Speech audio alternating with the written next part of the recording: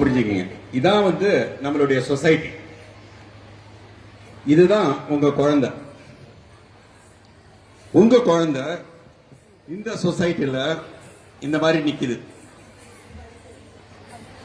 இந்த மாதிரி நிக்குது.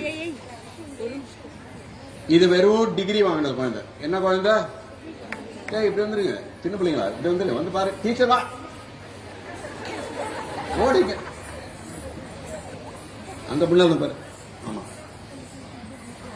இதான் குழந்தை. இந்த குழந்தைக்கு டிகிரி, மார்க் மட்டும் மார்க் மட்டும் மார்க் மட்டும் வளர்த்த குழந்தை இது இப்படி நிக்குது. நாளைக்கு வாழ்க்கையில இதுக்கு ஒரு பிரச்சனைன்னு வருது. இந்த பிரச்சனை வந்தா என்னாச்சு? குழந்தை உழுந்து போச்சு. சாரி,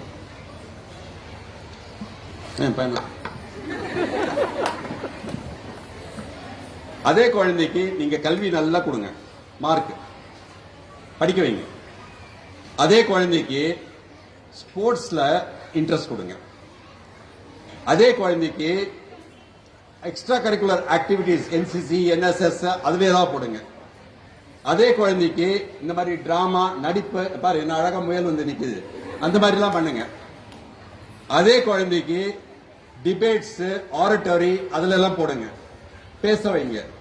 அதே குழந்தைய டூருக்கெல்லாம் அனுப்பி நல்ல ஸ்ட்ரென்தன் பண்ணுங்க. இப்ப அதே குழந்தை தான், உங்களுடைய குழந்தை தான், அதே குழந்தை. இந்த குழந்தை சமுதாயத்தில் இப்படி நிக்குது. நாளைக்கு இந்த குழந்தைக்கு பிரச்சனை வந்தாலும் இந்த குழந்தை கீழே விடாது. Please understand the concept. Just education does not help you today. Just marks don't help you today. It is a child's passion, a child's knowledge, a child's attitude. That is what makes a child today.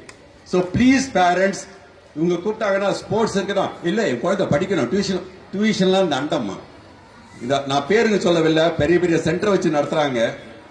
அவங்க வந்து இந்த Hindu பேப்பரோ times of இந்தியாலோ ஒரு பக்கம் ஃபுல்லா போடுவாங்க, 35 புள்ளிங்க pass பண்ணிருக்கு நீட்டுக்குன்னு போடுவாங்க.